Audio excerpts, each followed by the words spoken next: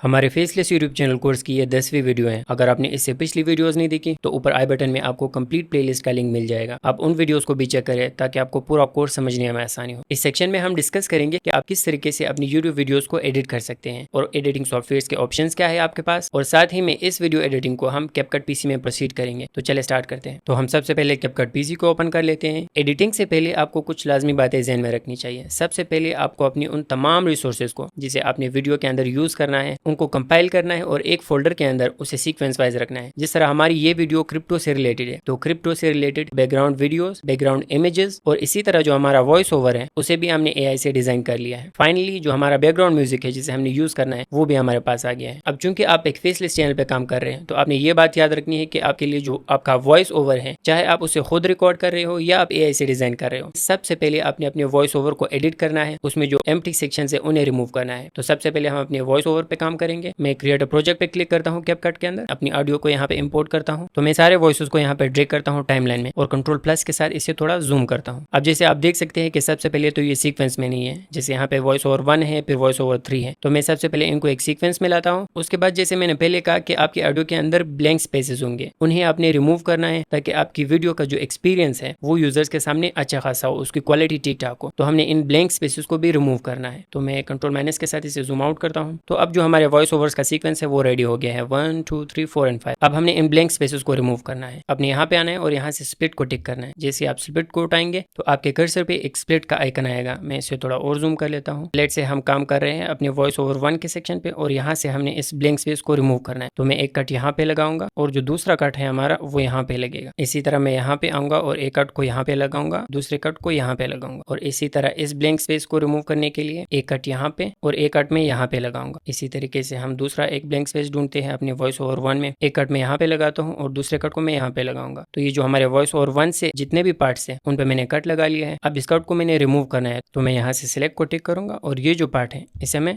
Remove कर दूंगा और यहाँ पे इस क्लिप को मैं ड्रैग करके इसके एडजेसेंट रखूंगा। इसी तरह इसको भी हमने रिमूव करना है तो मैं इसे सिलेक्ट करके डिलीट करता हूँ और अपने क्लिप को ड्रैग करके यहाँ पे रख लेता हूँ। इसी तरह ये जो एम्प्टी पार्ट है जिसपे हमने स्प्लिट लगाया था इसे भी हम डिलीट कर देंगे और इस क्लिप को यहाँ पे ड्रैग कर देंगे। अब इसी प्रोसेस को मैंने रिपीट करना है वॉइस ओवर 2 के लिए, 3 4 और 5 के लिए। प्रोसेस बिल्कुल सिंपल है। आपने एम्प्टी स्पेसेस के ऊपर स्प्लिट्स लगाने हैं और फिर उन पार्ट्स को रिमूव करना है और फिर अपने क्लिप्स को ड्रैग करना है। तो मैं इस प्रोसेस को जल्दी जल्दी रिपीट करता हूँ और फिर हम मिलते हैं। अच्छा, तो फाइनली आप देख सकते हैं कि जो हमारी ऑडियो है या वॉइस ओवर है वो रेडी हो गया है। अब हमने क्या करना है, इन सारे क्लिप्स को कंट्रोल ए से सिलेक्ट करना है और रिड्यूस नॉइज के ऑप्शन पे टिक करना है। तो ये जो सारा हमारा वॉइस ओवर है इससे जो नॉइज है वो रिमूव हो जाएगा। The final step is to export this voice over. तो मैं यहाँ से एक्सपोर्ट ऑप्शन पे क्लिक करता हूँ और यहाँ से इसे नाम देता हूँ फाइनल वॉइस ओवर का। और यहाँ से हम जो वीडियो वाला ऑप्शन है इसे अनटिक कर देंगे ताकि हमारे लिए सिर्फ जो ऑडियो है वो एक्सपोर्ट हो जाए। अच्छा, अब फाइनली हमारा फाइनल एआई वॉइस ओवर भी एडिट हो गया है। हमारे पास बैकग्राउंड वीडियोस भी है, इमेजेस भी है और म्यूजिक भी आ गया है। अब हमने क्या करना है, इन सब को कंपाइल करके एडिट करना है। तो मैं कैपकट को ओपन कर लेता हूँ और यहाँ पे इंपोर्ट के जरिए अपने सारे जो रिसोर्सेज हैं इन सबको मैं इंपोर्ट कर लेता हूँ। सबसे पहले जो काम आपने करना है वो है अपनी ऑडियो को यहाँ पे ड्रैग करके टाइमलाइन पे लाना। उसके बाद अपनी ऑडियो को सुनते हुए ऑडियो से रिलेटेड जो स्टॉक फुटेजेस हैं या आपकी इमेजेस हैं या जो एआई से आपने वीडियोस बनाई है उनको यहाँ पे ड्रैग करते जाना है। किस तरीके से करना है, लेट्स से मैं वॉइस ओवर को प्ले करता हूँ।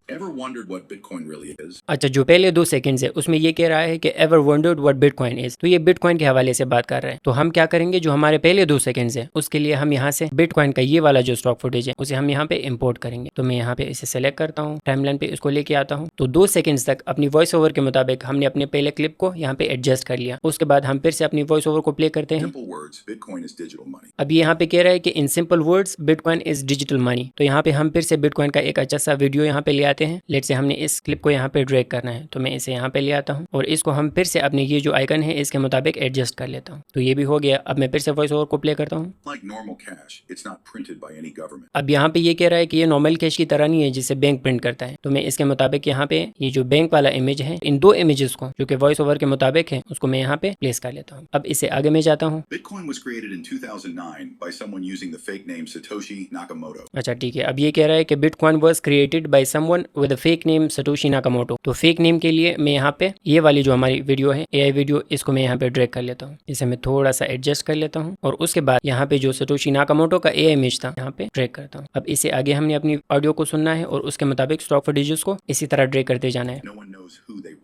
No one knows who really they are. अब इसके मुताबिक हमारे पास कौन सी एक स्टॉक फुटेज है जो कि हम डाल सकते हैं यहाँ पे। लेट्स से ये इमेज मुझे बेस्ट लगती है तो मैं इसे यहाँ पे प्लेस करता हूँ। ऐसे मैं थोड़ा सा शॉर्टन करता हूँ। ठीक है, अब हम आगे चलते हैं। Bitcoin works on something called blockchain. अच्छा, bitcoin works on something called blockchain. तो ब्लॉकचेन से रिलेटेड कौन सी स्टॉक फुटेज हमारे पास है। लेट्स से मैं यहाँ पे ये एक जो बिटकॉइन का इमेज है इसे यहाँ पे ड्रैग करता हूँ, इसकी लेंथ को शॉर्टन करता हूँ और इसके साथ ही मैं ये जो एक स्टॉक वीडियो है बिटकॉइन का उसे भी यहाँ पे लाता हूँ, इसकी लेंथ को भी मैं कम करता हूँ। डन। अब हम आगे चलते हैं और मैं फिर से ऑडियो को प्ले करता हूँ। Think of it like a public notebook. Every time someone sends Bitcoin, it gets recorded on this notebook. फिर से बिटकॉइन और उसके एग्जांपल्स के बारे में बात हो रही है तो मैं और रेलेवेंट क्लिप्स को यहाँ पे ड्रैग कर लेता हूँ। इसके बाद अगेन मैं वॉइस को प्ले करूंगा और इस वॉइस से रिलेटेड मैं यहाँ पे जितने भी जो वीडियोस है स्टॉक वीडियोस मैं उनको डालता जाऊंगा जब तक जो हमारी लेंथ है ऑडियो की वो तकरीबन 43 सेकंड्स है। तो यहाँ तक मैं स्टॉक फुटेजेस और रेलेवेंट इमेजेस को बारी बारी वॉइस ओवर को सुनते हुए उन्हें ड्रैग करूंगा। जब ये कंप्लीट हो जाए फिर हम मिलते हैं।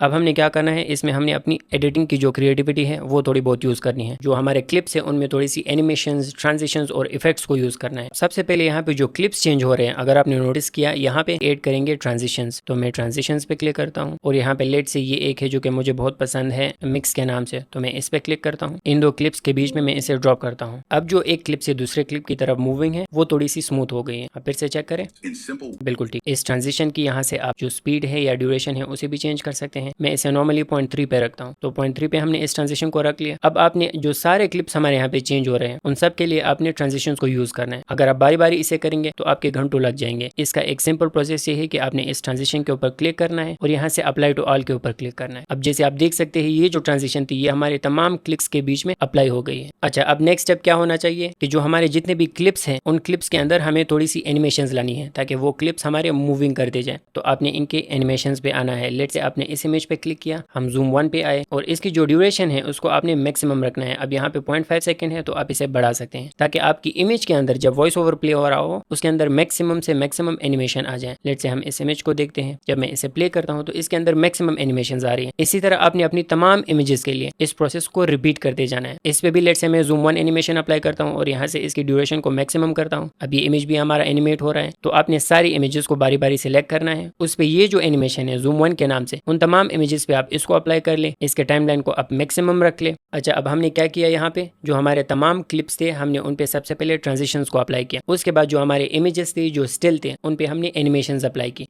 What is the next step? The next step could be to add adjustments। तो मैं एडजस्टमेंट पे आता हूँ, यहाँ पे कस्टम एडजस्टमेंट पे क्लिक करता हूँ और यहाँ से इसे पूरे क्लिप के मुताबिक सेट करता हूँ। अब इस एडजस्टमेंट को मैंने कैसे करना है, मैं यहाँ पे सबसे डाउन पे आता हूँ, जो विनियट है इसे मैं सेलेक्ट करता हूँ। लेट से मैं इसे करता हूँ अराउंड 17 पे। अब यहाँ पे आप देख सकते हैं कि जो मेरे क्लिप के कॉर्नर्स हैं वो थोड़े से डार्क हो रहे हैं, तो जो हमारा फोकस है वो बिल्कुल सेंटर पे रहता है। उसके बाद आपने थोड़ा सा ऊपर आना है और ये जो शार्पन है इसको भी आपने अराउंड 20 रखना है। आप इन जो बाकी सारे सेटिंग्स है इनके साथ भी प्ले कर सकते हैं और ये जो एडजस्टमेंट है वो भी फाइनली अप्लाई हो गई है। अब हम अपनी इस वीडियो के ऊपर इफेक्ट्स को भी अप्लाई करेंगे। तो मैं इफेक्ट्स पे क्लिक करता हूँ और यहाँ से जो ट्रेंडिंग इफेक्ट्स है, लेट्स से मैं ये जो स्लो माफ है इसको यहाँ पे ड्रैग करता हूँ और इसे फिर टाइमलाइन पे ठीक से एडजस्ट करता हूँ। अब आप देख सकते हैं कि जो हमारी वीडियो है जब ये प्ले हो रही है तो इसके ऊपर ये जो छोटे छोटे डॉट्स आ रहे हैं, आप इन डॉट्स की जो स्ट्रेंथ है उसे कम या ज्यादा कर सकते हैं, आप इनकी स्पीड्स को कम या ज्यादा कर सकते हैं। तो अब ये अच्छी खासी वीडियो लग रही है, तो इफेक्ट्स भी अप्लाई होगी। अब जो फाइनल स्टेप रह रहा है मेरे ख्याल से वो ये है कि हमने इस पे कुछ कैप्शंस को ऐड करना। अब ये कैपकट का एक बहुत ही अच्छा फीचर है जिसमें आप अपनी वीडियो के मुताबिक जो कैप्शंस है वो ऑटोमेटिकली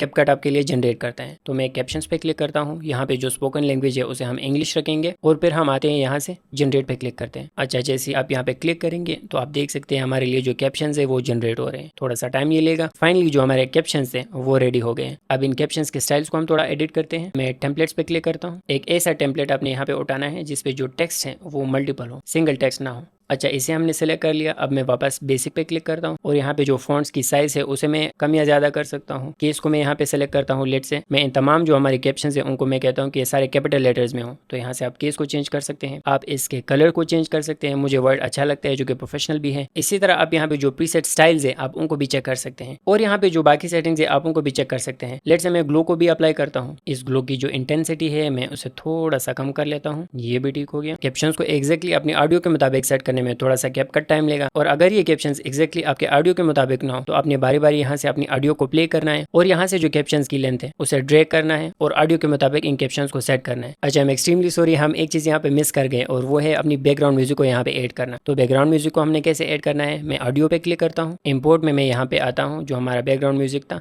हम इसको यहाँ पे प्लेस करते हैं। सबसे पहले आपने ये बात याद रखनी है कि आपके बैकग्राउंड म्यूजिक की जो वॉल्यूम है उसे आपने यहाँ पे सेट करना है, क्योंकि अगर वॉल्यूम आपका ठीक ना हो या वॉल्यूम ज्यादा हो आपकी ऑडियो ही वहाँ पे अपेयर नहीं होगी। लेट्स से मैं इसे करता हूँ -25 और यहाँ पे स्टार्ट में इसे फेड इन करता हूँ लेट्स से 2 सेकंड्स तक। मैं यहाँ से अपनी बैकग्राउंड म्यूजिक को भी ड्रैग करता हूँ और जहाँ हमारी ऑडियो खत्म हो रही है वहां तक मैं इसे ड्रैग करता हूँ। मुझे ये परफेक्ट लग रहा है, तो जो हमारा फाइनल स्टेप है वो है इसे एक्सपोर्ट करना। तो मैं एक्सपोर्ट पे क्लिक करता हूँ और यहाँ पे इसे एक नाम देता हूँ लेट्स से फेसलेस चैनल्स का। यहाँ से आप इसकी लोकेशन को सेट कर सकते हैं। रेजोल्यूशन को मैंने 4K रखा है और जो हमारा फ्रेम रेट है मैं इसे 60 FPS पे करता हूँ। ऑप्टिकल फ्लो को मैंने ऑन रखा हुआ है। मैंने यहाँ से ऑडियो और जो वीडियो थी दोनों को टिक किया हुआ है। ड्यूरेशन हमारी है 44 सेकेंड्स और ये हमारी वीडियो का साइज है और इसे आपने फाइनली एक्सपोर्ट पे क्लिक करना है। इस तरीके से आपने अपनी तमाम रिसोर्सेज को कंपाइल करके अपनी एडिटिंग करनी है। Thank you very much for watching.